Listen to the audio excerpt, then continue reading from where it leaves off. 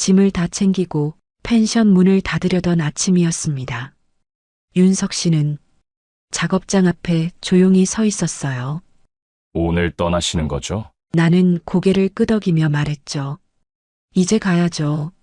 너무 오래 머물렀어요. 그는 말없이 고개를 숙였고 나는 천천히 항구 쪽으로 걸어갔습니다. 그때 등 뒤에서 조용한 목소리가 들려왔습니다. 혜경 씨 여기. 당신 자리 하나 비워둘게요. 혹시 다시 오게 되면 그땐 그냥 같이 살아요. 나 당신과 함께 밥 먹고 같이 잠드는 게 좋더라고요. 그 말에 나는 한 발짝도 앞으로 나아가지 못했습니다. 안녕하세요. 이야기 시작하기 전에 구독과 좋아요 눌러주세요. 모두 무료입니다. 감사합니다. 58세가 되어서야 처음으로 혼자 여행이라는 걸 떠났습니다. 남편이 떠난 지 6년.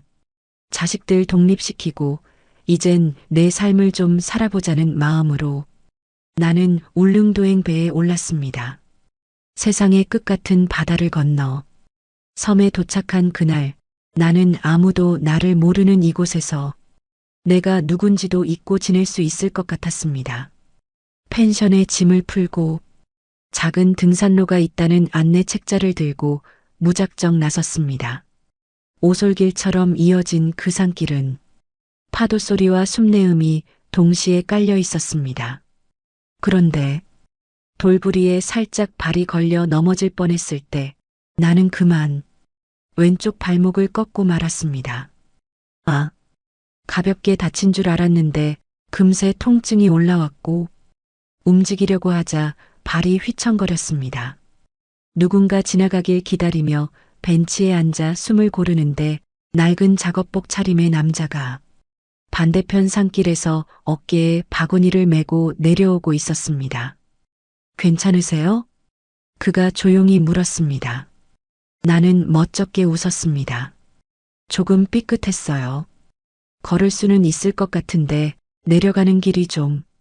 그는 무심한 듯 다가와 내 발목을 쳐다보더니 말했습니다. 지금 이 상태로 걸으시면 더 부어요. 잠깐만요. 그러고는 자기 바구니를 내려놓고 내게 등을 돌렸습니다. 엎드리세요. 이 길은 미끄러워서 혼자선 위험해요. 그렇게 낯선 남자의 등에 엎인 채 나는 천천히 산길을 내려왔습니다. 등에 기대면서 나는 그 사람의 어깨가 낯설지만 안정적이라는 걸 느꼈습니다. 작업복에서 나는 비린내와 흙냄새, 그리고 어깨를 타고 올라오는 바람의 온도, 그 모든 것들이 이상하리만치 편안했습니다. 그는 나를 마을 끝 작은 컨테이너 옆 평상에 앉혔습니다. 잠깐만요. 제가 얼음 좀 가져다 드릴게요. 그는 집 안으로 들어갔다가 얼음팩과 붕대를 들고 나왔습니다. 이런 일 자주 있으세요? 내가 조심스럽게 묻자 그는 어깨를 으쓱이며 말했습니다. 이 근처 사람들 다 알아요. 관광객 한둘씩 꼭 삐끗하거든요. 이 동네에선 저도 이제 일꾼이니까요. 그가 나를 바라봤을 때 처음으로 눈을 마주쳤습니다. 63세쯤 되어 보이는 단단한 인상의 남자. 묵묵하지만 다정한 눈빛이 있었습니다. 이거 하시면 오늘 하루는 펜션에서 쉬세요. 괜히 돌아다니시면 더 심해져요. 그 말에 나는 고개를 끄덕였습니다. 감사해요. 낯선 데서 다쳐서 당황했는데 정말 덕분에 살았네요. 그는 고개를 숙이며 아무 말 없이 가벼운 미소만 지었습니다. 펜션으로 돌아오는 차 안, 창밖엔 울릉도의 바다가 펼쳐져 있었고 내 가슴엔 아직 그 사람이 등 넘어 온기가 남아 있었습니다. 누군가의 등에 엎여 내려오는 동안 나는 내 마음 어딘가가 오랜만에 누군가를 받아들이고 있었음을 알았습니다. 다음 날 아침 발목은 붓기가 조금 가라앉았고 의외로 밤잠도 푹 잤습니다. 불편한 몸으로도 꿀잠을 잤다는 게 스스로도 의외였어요. 아무래도 그 사람 등에 업혔던 그 묘한 안도감 때문이었을까요? 익숙하지 않은 따뜻함이 머리맡에 남아 있었어요. 펜션 창문을 열었더니 멀리서 오징어를 말리는 풍경이 보였습니다. 바람에 흔들리는 오징어, 그 사이로 누군가 움직이고 있었죠. 작업복을 입은 낯익은 모습, 그 남자였습니다. 그가 펜션 마당으로 들어오는 걸 보았습니다.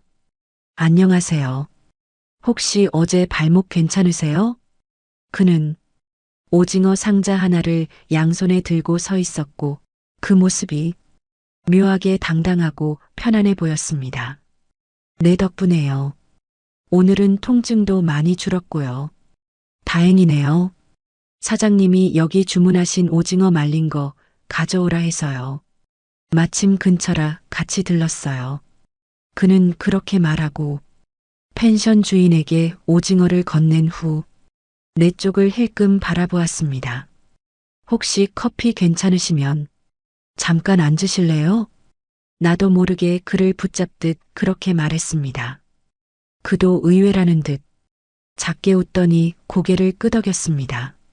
시간은 조금 있어요. 이 시간대엔 바람이 새서 말리기 어렵거든요. 마당 평상에 나란히 앉아 둘이 커피를 마셨습니다. 오징어 말린 냄새, 잔잔한 파도 소리, 아직 덜 덥고 서늘한 아침 공기.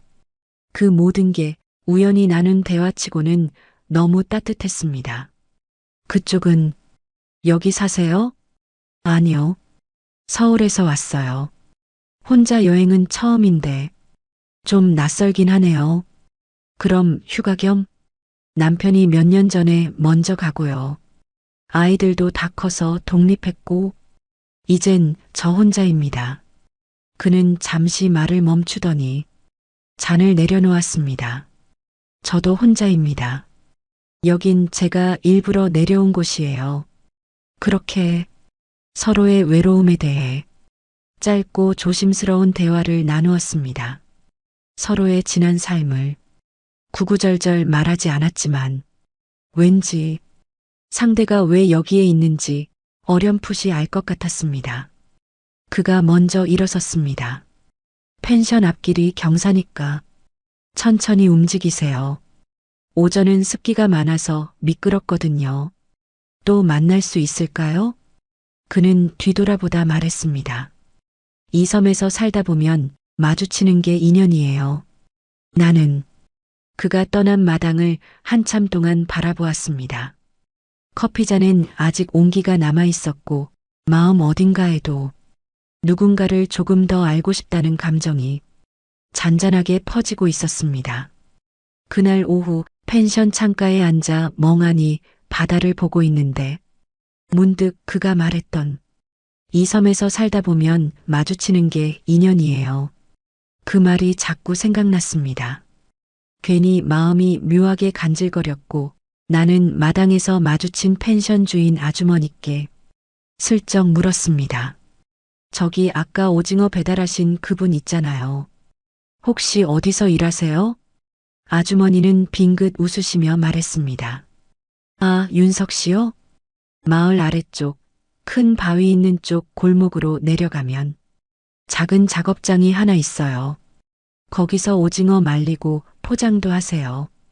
그렇게 나는 붕대를 감은 발목을 조심스레 끌며 작업장을 향해 걸었습니다. 대문도 없이 열려있는 작은 마당, 빨랫줄엔 작업복이 널려 있고 창고 옆엔 오징어 말리는 틀이 쭉 줄지어 세워져 있었습니다. 그 사이에서 그가 조용히 말린 오징어를 포장하고 있었습니다. 안녕하세요. 내 목소리에 그가 고개를 들었습니다. 오셨네요? 발목은 괜찮으세요? 네, 많이 나아졌어요. 덕분에요. 그런데 오늘은 제가 좀 도와드릴까 해서요. 그는 의외라는 듯 말했습니다. 도와주신다고요? 네. 혼자 여행 온 사람 심심한 거 아시죠? 사람 얼굴 보면서 얘기라도 하려고요. 그렇게 나는 작업대 옆에 서서 말린 오징어를 접고 진공 포장기에 오징어를 하나씩 넣는 걸 도왔습니다. 이거 생각보다 재밌네요. 그쵸? 한번 해보면 손이 기억해서 계속하게 돼요. 그는 작업대 위에서 바람을 맞으며 웃었습니다. 그 웃음이 어딘지 모르게 사람 냄새 나서 괜히 더 오래 머물고 싶어졌습니다. 작업이 한참 지나고 잠깐 쉬는 시간, 작업장 옆 작은 평상에 앉아 우린 조용히 바다를 바라봤습니다. 이름도 모르고 자꾸 신세만 지는 것 같네요. 혹시 성함 여쭤봐도 될까요? 그는 고개를 끄덕이며 말했습니다. 박윤석입니다. 윤석 씨, 입에 담아보니 이름이 의외로 부드럽게 입에 붙었습니다. 전 윤혜경이에요. 해처럼 경쾌할 경. 근데 사실 그 이름처럼 경쾌하게 산 적은 별로 없네요. 그는 말없이 나를 바라보더니 천천히 입을 열었습니다. 그래도 지금은 웃고 계시잖아요. 나는 그 말에 괜히 웃음이 나왔습니다. 윤석 씨는 왜 여기서 살게 되셨어요? 그는 잠시 망설이다가 하늘을 바라보며 말했습니다. 도시에선 아무리 바빠도 마음이 멈춰 있었어요. 여긴 몸은 고돼도 생각이 좀 덜 아프더라고요. 바람이 불어왔고 말린 오징어가 흔들렸습니다. 그 흔들림 사이로 내 마음도 조용히 흔들리고 있었어요. 누군가의 삶 속으로 내가 들어간다는 것, 그게 꼭 연인이 아니라 해도 참 따뜻한 일이더라고요. 작업이 끝나고 나는 슬쩍 물었습니다. 윤석 씨, 혹시 지금 시간 좀 괜찮으세요? 그는 고개를 끄덕이며 말했어요. 아마도 지금쯤이면 파도가 좀 덜 거칠겠네요. 가보실래요? 그가 앞장서고 나는 그를 따라 작업장 뒤편으로 난 좁은 오솔길을 걸었습니다. 울창한 나무 사이, 땅에 나 있는 바위 계단, 그리고 마지막엔 좁고 조용한 바닷가 하나가 나왔습니다.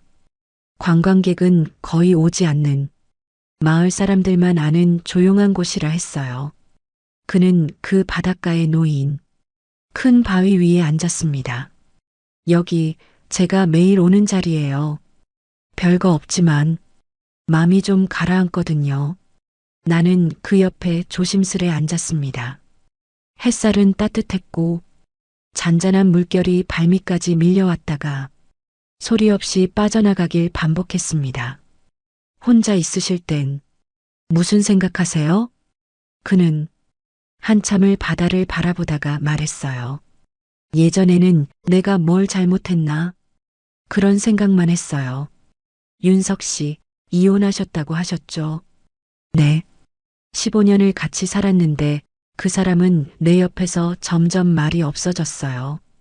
근데 그 말 없는 시간들이 그 사람 나름의 신호였던 거죠. 나는 말없이 그의 옆모습을 바라봤습니다. 그는 조용히 이어갔습니다. 결국 그 사람은 말없이 떠났고요. 나는 뒤늦게야 그게 외로움이었다는 걸 알았어요. 잔잔한 바다가 그 말들 위로 밀려왔습니다. 그의 말은 담담했지만 그 안엔 많은 밤들이 쌓여 있었습니다. 그걸 알아채는데 오래 걸리지 않았어요. 저도요.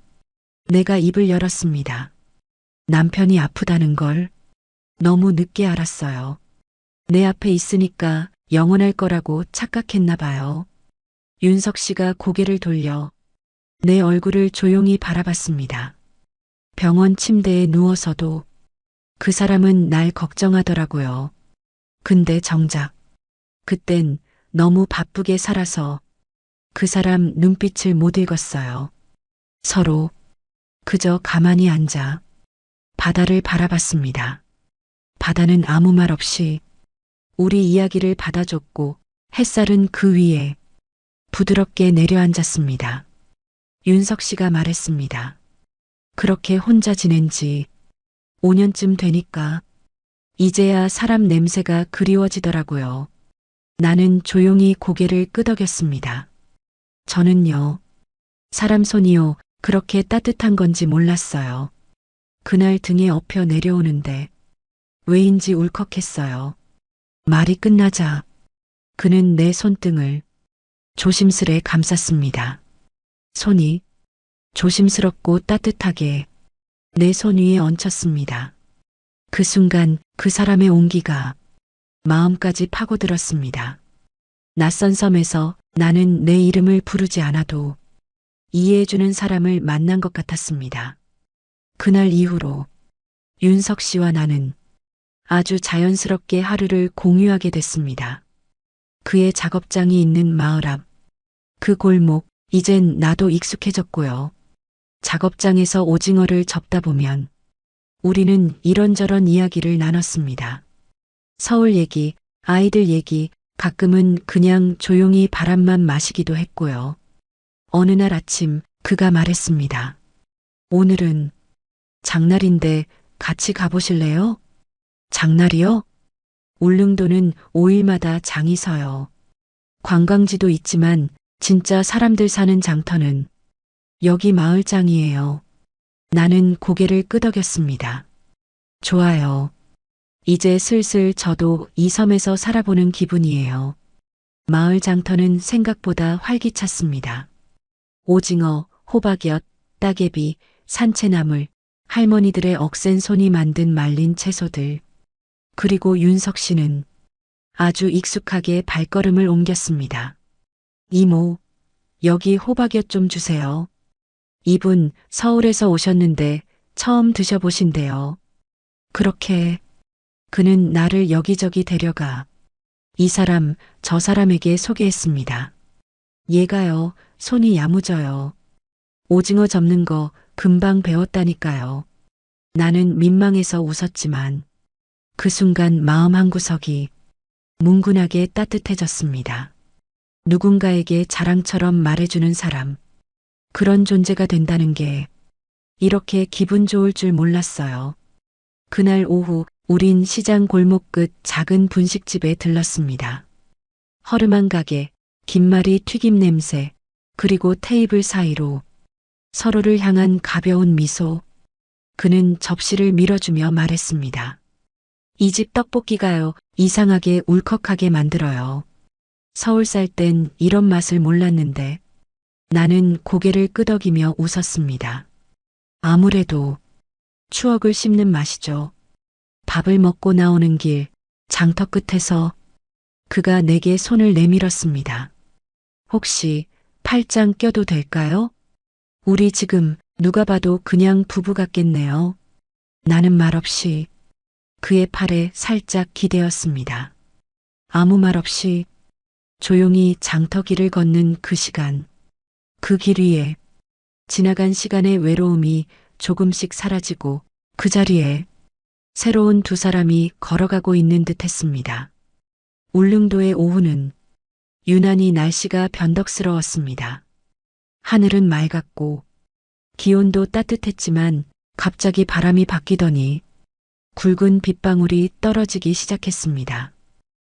비가 오네요. 내가 말하자 윤석 씨가 고개를 들며 말했습니다. 이쪽으로 가요. 조금만 걸으면 폐창고 하나 있어요. 예전엔 어구 보관하던 데였는데 지금은 비 피하기 딱 좋아요. 그는 내 손을 붙잡고 비에 흠뻑 젖지 않도록 서둘러 걸었습니다. 한참을 달리듯 걷고 나니 작은 목조 창고 하나가 나왔습니다. 낡은 지붕에서 물이 떨어지고 있었고 문은 절반쯤 열려 있었습니다. 우리는 그 안으로 들어갔습니다. 빛이 거의 들지 않는 좁고 어두운 공간. 밖에선 빗소리가 요란하게 쏟아졌습니다. 그 안에서 우리는 말없이 한동안 숨을 골랐습니다. 젖은 어깨에서 물방울이 또르르 떨어지고 있었고 나는 뭔가 어색하게 웃으며 말했습니다. 괜히 뛰었나 봐요. 이제는 무릎이 말을 안 들어요. 그가 작은 웃음을 지으며 내 앞에 앉았습니다. 괜찮으세요? 추우시면 제 옷이라도. 나는 고개를 저었습니다. 아니요, 그냥. 이 소리가 좀 좋네요. 빗소리요? 네. 누군가와 비를 피하는 게 이렇게 좋을 줄은 몰랐어요. 그 순간 윤석 씨가 조심스럽게 내 손을 감쌌습니다. 젖은 손등 위에 그의 따뜻한 손이 닿았고 나는 한순간 그 손에 기대고 싶어졌습니다. 울고 싶어요. 내가 말했습니다. 그도 말없이 내 쪽으로 몸을 기울였습니다. 혼자 울다가 어디에 기대야 할지 모를 때가 있잖아요. 그냥 누군가에게 조용히 안기고 싶어질 때가요. 그는 내 말에 대답 대신 두 팔을 조용히 내밀었습니다. 나는 그 안으로 말없이 들어가 그의 품에 안겼습니다. 촉촉한 옷감 냄새, 비 내리는 바깥의 소리, 그리고 조용한 숨소리. 그 품은 따뜻했고 그 순간만큼은 내가 오롯이 누군가에게 받아들여지고 있다는 안정감이 들었습니다. 그는 아주 작게 말했습니다. 괜찮습니다. 지금은 제가 있으니까요. 그 말이 가슴속 깊은 곳을 잔잔히 울렸습니다.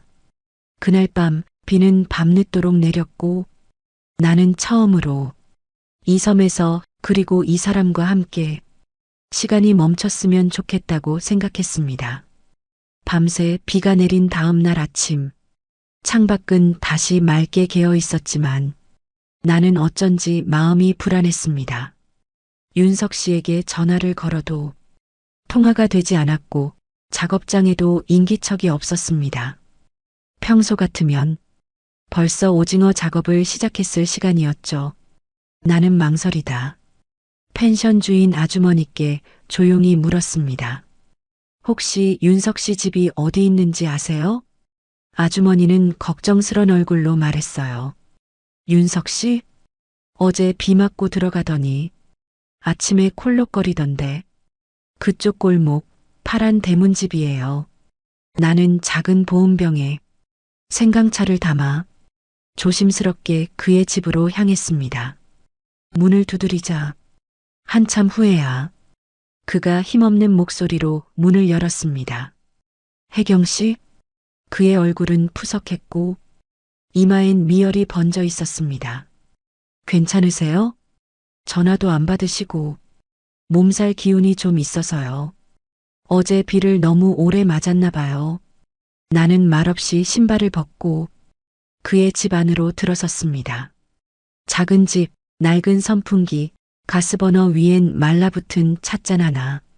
그 속에서 그는 조용히 누워 있었습니다. 이거 생강차예요. 끓여왔어요.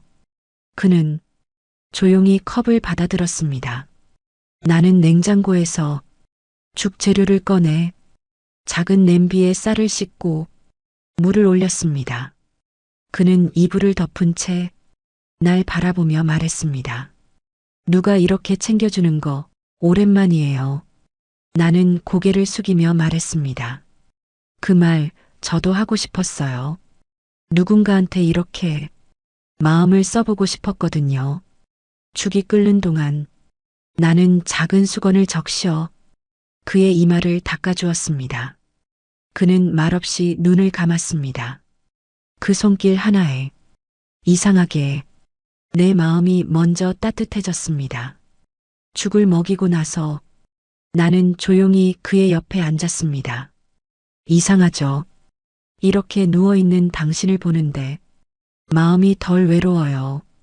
그는 기운 없는 웃음을 지으며 말했습니다. 아프니까 누군가가 더 보고 싶어지죠. 그게 그 사람이 어떤 사람인지 말해주는 것 같아요. 나는 그 말에 조용히 손을 내밀었습니다. 그는 그 손을 조심스레 잡았습니다. 그날 나는 처음으로 누군가를 돌봤고 그 사람도 내 손을 그 어떤 말보다 깊게 오래 붙잡았습니다. 며칠 후 윤석 씨는 한결 나아진 모습이었습니다. 기침도 줄었고 얼굴에도 다시 생기가 돌았습니다. 나는 짐을 정리하고 있었어요. 펜션 예약은 이틀 뒤면 끝이었고 다음 목적지도 이미 생각해뒀던 차였죠. 그런데 그날 저녁 작업장에서 오징어를 포장하던 그는 갑자기 조용히 입을 열었습니다. 혜경 씨, 네, 혹시 며칠만 더 여기 계실 수 없을까요? 나는 순간 손에 쥐고 있던 비닐을 멈췄습니다. 왜요? 그는 한참을 망설이다가 말했습니다. 그냥 이 시간이 좀 더 길었으면 해서요. 같이 밥 먹고, 같이 바다 보고, 그냥 그게 좋거든요.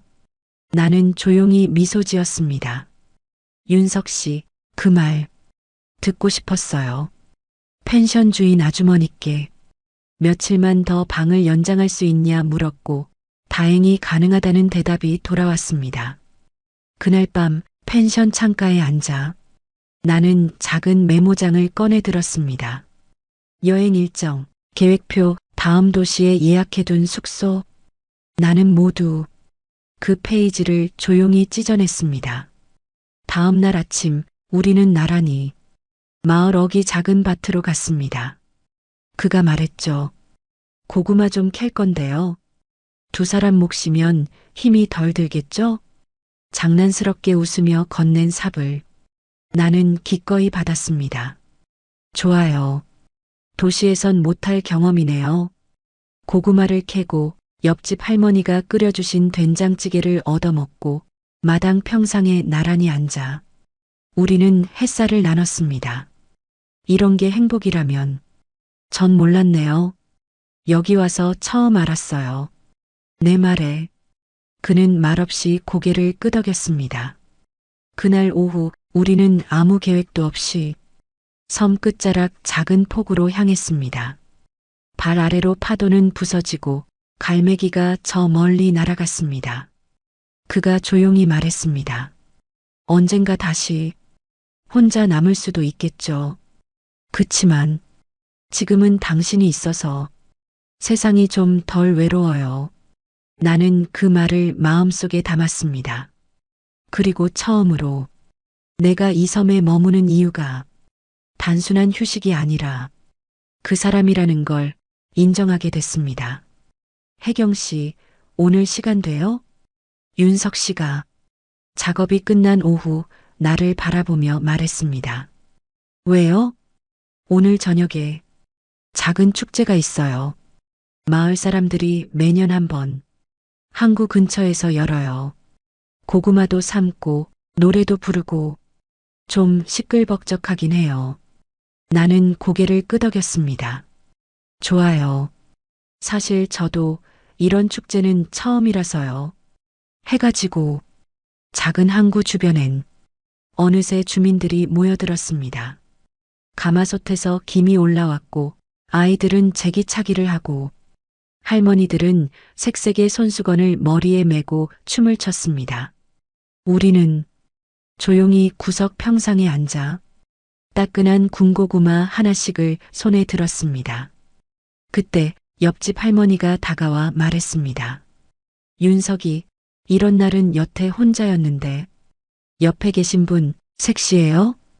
그 말에 윤석 씨는 당황하며 웃었습니다. 아, 아닙니다. 그냥 여행 오신 분이에요. 나는 괜히 손끝이 간지러웠습니다. 하지만 그 뒤로도 여기저기서 사람들이 말을 걸어왔습니다. 둘이 참 보기 좋아요. 이제 윤석이도 웃네. 사람이 곁에 있다는 게 그리 좋은 거구나. 나는 순간순간 그 말들이 어디론가 파고 들어오는 걸 느꼈습니다. 누군가와 함께 있는 내 모습이 다른 사람 눈에도 따뜻해 보인다는 것. 그건 오랫동안 느껴보지 못한 감정이었습니다. 축제가 끝나고 돌아오는 길, 우리는 말없이 어두운 골목을 걸었습니다. 조용히 바람이 불었고 하늘엔 별이 총총했습니다. 나는 문득 말했습니다. 처음이에요. 누군가 옆에 있는 게 사람들 눈에 이렇게 좋아 보인다는 말 들어본 게요. 그는 내 쪽을 바라보다 손을 내밀었습니다. 이번엔 아무 말 없이 내가 먼저 그의 손을 잡았습니다. 사람들 말이 틀리진 않은 것 같네요. 그 한마디에 내 가슴이 조용히 떨렸습니다. 낯선 섬, 낯선 사람, 그리고 낯선 말들이 하나씩 익숙한 감정이 되어가고 있었습니다. 짐을 다 챙기고 펜션 문을 닫으려던 그 아침, 윤석 씨는 작업장 앞에 조용히 서 있었습니다. 오늘 떠나시는 거죠? 나는 고개를 끄덕였습니다. 이제 가야죠. 너무 오래 머물렀어요. 그는 말없이 고개를 숙였습니다. 입술을 꾹 다문 채 무언가 망설이는 표정이었습니다. 작업장 입구를 지나 항구로 향하려던 순간 그가 내 등을 향해 조용히 그러나 깊게 말했습니다. 혜경 씨, 나는 멈춰섰습니다. 여기 당신 자리 하나 비워둘게요. 혹시 다시 오게 되면 그때는 그냥 같이 살아요. 나 당신과 함께 밥 먹고 함께 잠드는 게 좋더라고요. 그 말에 나는 한 발짝도 앞으로 나아가지 못했습니다. 울릉도에 오기 전까진 살아야 할 이유도 누군가 곁에 있어야 할 이유도 모른 채로 버티기만 했어요. 내가 천천히 돌아서며 말했습니다. 근데 당신 때문에 지금은 내일이 좀 궁금해졌어요. 그가 웃었습니다. 궁금하면 같이 살아봐요. 우리가 어떤 사람들인지 하루씩 같이 겪어보는 거죠. 그 순간 나는 여행 가방을 내려놓았습니다. 그리고 그를 향해 한 걸음씩 걸었습니다. 그럼 오늘 저녁은요? 오징어 넣고 된장찌개 끓여줄래요? 그는 고개를 끄덕였습니다. 밥은 제가 할게요. 된장은 당신 손맛이 더 좋으니까. 그날 나는 떠나지 않았습니다. 이름도 모르고 시작된 인연은 이름을 부르기 시작하며 하루하루를 함께 살아가는 사랑이 되었습니다. 그리고 몇 달 뒤 울릉도에는 그 작업장 옆으로 작은 주방이 하나 생겼습니다. 주인이 둘인 그 식당엔 작고 조용한 간판이 걸려 있었죠. 해앤드윤 식당, 바다를 닮은 사랑, 따끈한 국물처럼 드립니다.